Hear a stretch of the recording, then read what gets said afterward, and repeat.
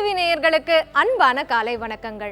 உடல் வளர்த்தேன் உயிர் வளர்த்தேன் அப்படின்னு திருமூலர் அவர்கள் சொல்லியிருக்காங்க.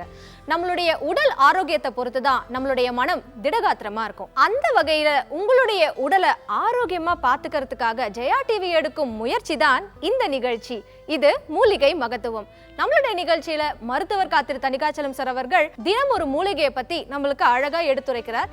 அந்த வகையில இன்னைக்கு நம்ம எந்த மூலிகையை பத்தி அதோட பலன்களை பத்தி பார்க்க போறோம்னு தெரிஞ்சுக்கலாம். வணக்கம் சார். வணக்கங்க. சோ இன்னைக்கு நம்ம எந்த மூலிகையை பத்தி பார்க்க போறோம்? இன்னைக்கு ஒரு மூலிகை இல்லை, நம்ம சமையலில் பயன்படுத்தக்கூடிய சில விஷயங்களை வச்சுட்டு அதோட ஆவாரம்பூவை வைத்து நம்ம எப்படி சர்க்கரை நோய்க்கான தீர்வை சொல்லலாம் அப்படிங்கிறது தான் இன்னைக்கு நம்ம சொல்ல இருக்கிறோம். Okay sir. ஸோ தேவையான பொருட்கள் என்னென்ன? இப்போ இதற்கு தேவையான பொருள், முக்கியமான பொருள் ஆவாரம்பூ. இந்த ஆவாரை பூத்திருக்க சாவாரை கண்டதுண்டோ அப்படின்னு சொல்லுவாங்க. அந்த அளவுக்கு ஆவாரம்பூ என்பதை பொறுத்த வரைக்கும் மிக முக்கியமான ஒரு மூலிகையாக மூலிகை மருத்துவத்தில் பயன்பட்டு வருகிறது. அதுவும் குறிப்பாக அந்த ஆவாரம்பூவை பொறுத்த வரைக்கும் பார்த்திங்கன்னா உலகத்தில் ஆவாரை, அதே மாதிரி சோற்று கற்றாழை, இந்த விஷயங்கள் உலக அளவில் மருத்துவம் பரவுவதற்கு முக்கிய இடமாக இருந்தது தமிழர்களுடைய மருத்துவ முறை அப்படிங்கிறதுக்கான ஒரு வரலாற்று ஆதாரங்களாக இது இருக்கு அப்படிங்கிற தகவலை நான் பதிவு செய்கிறேன். அதற்கு அடுத்து இந்த அத்திக்காய். இந்த அத்திக்காயை பொறுத்த வரைக்கும் பாட்டெல்லாம் கூட இருக்கு. அதே மாதிரி இந்த அத்திப்பழம், அத்தி பூத்தார் போல் அப்படின்னு சொல்லுவாங்க. அத்திக்காய் பூக்காது, அத்திப்பூ பூக்காது அப்படிங்கிறது இல்லை. அத்திப்பூ வெளியில தெரியாது, அதனால அந்த அத்தி பூத்தார் போல் அப்படின்னு சொல்றாங்க. இப்போ அந்த அத்திக்காயை, அத்தி பழத்தை நம்ம ஓப்பன் பண்ணி பார்த்தோம்னா உள்ள ஏறக்குறைய ஒரு பெண்ணுடைய கர்ப்பப்பையை நம்ம அறுத்து பார்த்தோம்னா எப்படி இருக்குமோ அதே மாதிரியான வடிவத்தில் இருக்கக்கூடியது அத்திக்காய். அதனால் இது இயல்பாகவே பெண்களுக்கான கர்ப்பப்பை சார்ந்த பிரச்சனைகளுக்கு மருந்தாக இது பயன்படுத்த முடியும். அதே மாதிரி இந்த அத்திக்காய் என்பதை பொறுத்த வரைக்கும் சர்க்கரை நோயாளர்கள் சாப்பிடுகின்ற போது சர்க்கரை நோயை குறைப்பது அப்படிங்கிறது மட்டுமல்ல, சர்க்கரை நோயாளர்களுக்கு ஏற்படக்கூடிய செரிமானம் சார்ந்த பிரச்சனைக்கும் இது தீர்வாக அமைது. அப்படிங்கிறதுனால இந்த அத்திக்காயை நம்ம எடுத்துக்கொள்கிறோம். வழக்கம் போல் பல நிகழ்ச்சிகள் சொன்னதை போல் நெல்லிக்காயை பொறுத்த வரைக்கும் நம்ம சங்க இலக்கியத்தில் இதற்கான ஆதாரங்கள் இருக்குது. அதியமானுக்கு நெல்லிக்கனி ஔவையார் தந்தாங்க அப்படிங்கிறதெல்லாம் நம்ம சங்க இலக்கியத்தில் படிச்சிருக்கிறோம். அப்போ அந்த அளவுக்கு இந்த நெல்லிக்காய் என்பது மிகவும் அற்புதமான அபூர்வமான ஒரு விஷயம் அப்படிங்கிறதுனால இந்த நெல்லிக்காயையும் நம்ம எடுத்துக்கொண்டிருக்கிறோம். அதே மாதிரி கோவக்காய், அதையும் நம்ம எடுத்துக்கிறோம். கோவக்காயை பொறுத்த வரைக்கும் இப்போ நிறைய பேர் சமையலில் பயன்படுத்துகின்ற ஒரு நிலை இருக்குது. இது குடலில் இருக்கக்கூடிய கழிவுகளை வெளியேற்றுகிறது, உள்ளுறுப்புகளை செயல்பட வைக்கிறது. இதுலேயும் விட்டமின் சி இருக்கிறது, அதனால் கோவக்காயை நம்ம எடுத்துக்கிறோம். பெங்களூர் கத்திரிக்காய் அப்படின்னு சொல்லக்கூடிய சௌசௌ, அதையும் நம்ம இதற்கான அந்த சாறுகளில் நம்ம பயன்படுத்துகிறோம். இதை எடுத்துக்கொள்வதற்கு முதல்ல நம்ம ஆவாரம்பூவை நம்ம எடுத்துக்கிறோம். பூக்களை எடுத்துக்கலாமா சார்? பூக்களை மட்டும் நம்ம எடுத்துக்கிறோம்.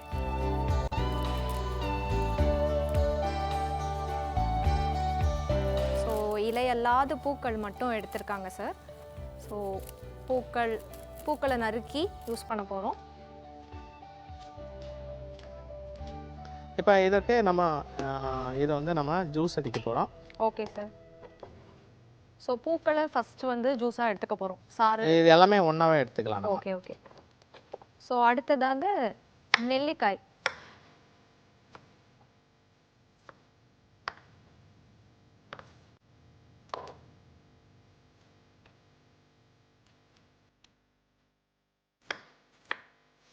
ஸோ அடுத்து கோவைக்காய். அத்திக்காயை பொறுத்த வரைக்கும் எவ்வளவு அளவு எடுத்துக்கலாம்? அத்திக்காயை பொறுத்த வரைக்கும் ஒரு 10. இது எல்லாமே சம அளவு நம்ம எடுத்துக்கிறது நல்லது. ஸோ பெரும்பாலும் அத்திக்காய்னாலே புழுக்கள் அதிகமாக இருக்கும் அப்படின்னு சொல்லுவாங்க. ஸோ நம்ம பிரித்து பார்த்து அப்படியெல்லாம் அறியணுமா இல்லை எப்படி? இல்லை, இளம் காயை நீங்கள் எடுக்கும்போது அந்த புழுக்கள் வராது. இது நல்லா பழுத்துட்ட பிறகு தான் சில நேரங்களில் இருக்கும். பெரும்பாலும் அத்திக்காயில் புழுக்கள் இருக்கிறதுக்கான வாய்ப்புகள் குறைவு. Okay sir. ஸோ அத்தியிலேயே பெரிய வகையும் இருக்குல்ல சார்? அத்தியில் காபூல் அத்தி இருக்கு. அது ஏறக்குறைய ஒரு கொய்யாப்பழம் சைஸ் அளவுக்கு கூட வரக்கூடிய அளவுக்கு அத்தி இருக்கு. ஸோ அடுத்ததாக சௌசௌ, அத்திக்காய், கோவைக்காய், ஆவாரம்பூ, அது இல்லாம நெல்லிக்காய், இந்த 4ஐயும் நம்ம சேர்த்து அரைக்க போறோம்.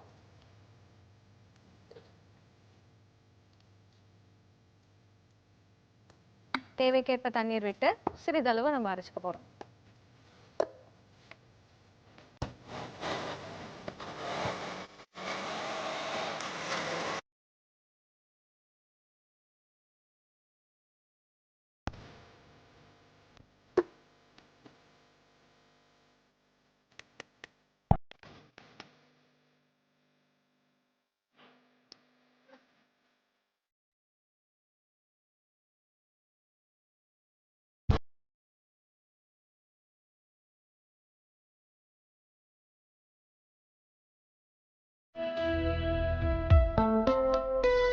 சர்க்கரை நோய்க்கான ஆவாரம்பூ, அத்திக்காய், கோவக்காய், நெல்லிக்காய் சாறு இப்போ ரெடியாக இருக்குது. ஆனால் இப்போ மற்ற சாறுகள் போல் இது வந்து ரொம்ப சுவையாக இனிப்பாக சூப்பராக இருக்குது அப்படின்லாம் சொல்ல முடியாது.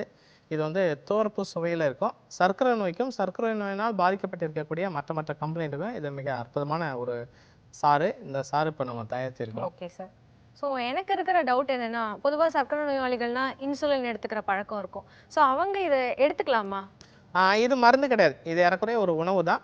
அதனால் வந்து நீங்கள் இன்சுலின் எடுத்துக்கிறீங்களா, இல்லைன்னா ஆவாரம்பூ கஷாயம் எடுத்துக்கிறீங்களா, இல்லைன்னா நாட்டு மருந்து எடுத்துக்கிறீங்களா, ஆயுர்வேதம் எடுத்துக்கிறீங்களா, யுனானி எடுத்துக்கிறீங்களா, அது மாற்றம் இல்லை. நீங்கள் சர்க்கரை நோய்க்காக எந்த மருந்து எடுத்துக்கொண்டாலும் இதை வந்து உணவாக நம்ம எடுத்துக்கொள்ளலாம். ஸோ நம்மளோட நாட்டு மருத்துவரோட ஸ்பெஷல் இதானே சார்? என்னதான் வந்து எத்தனை மருந்துகள் நம்ம சாப்பிட்டாலும் உணவு விஷயமாகவே நம்மளுடைய மருத்துவம் கலந்துருக்கு. ஸோ இது எப்படி இருக்குன்னு நான் டேஸ்ட் பண்ணி சொல்கிறேன்.